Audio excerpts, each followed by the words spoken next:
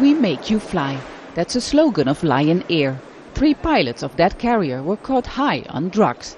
Lion Air, Indonesia's second largest airline, recently signed a deal with Boeing to buy 230 new planes, a $20 billion order witnessed by US President Barack Obama. One pilot was caught red-handed in a hotel room last week, high on crystal meth, 3 hours before he was supposed to take off. Police say the pilot had been using drugs for a year. I spoke to him. He told me that using drugs was part of their lifestyle. When I asked an older retired pilot, he said that before, nobody was ever using drugs. One possible reason, according to the Indonesian Pilot Federation, is the increasing workload pilots are facing. Indonesia's airline industry is booming, and pilots have been found violating their maximum flight hours. What I'm hearing is that pilots are complaining that they are too tired. Why are they so tired? If they are complying with the international rules for maximum flight hours, they would not be this tired.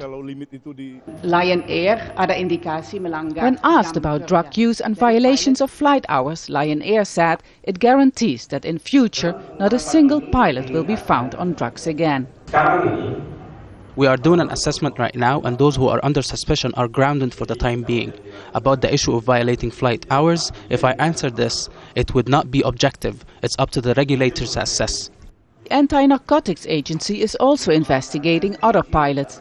Earlier this week, a co-pilot from another airline tested positive for drugs.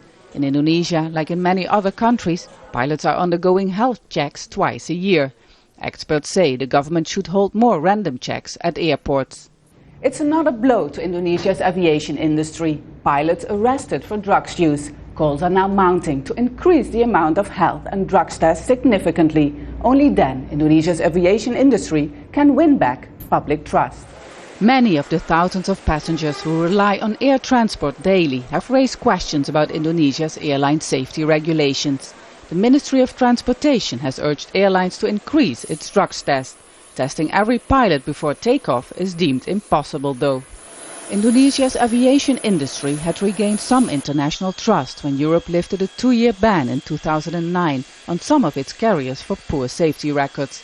Aviation experts feel the industry now has to start all over again.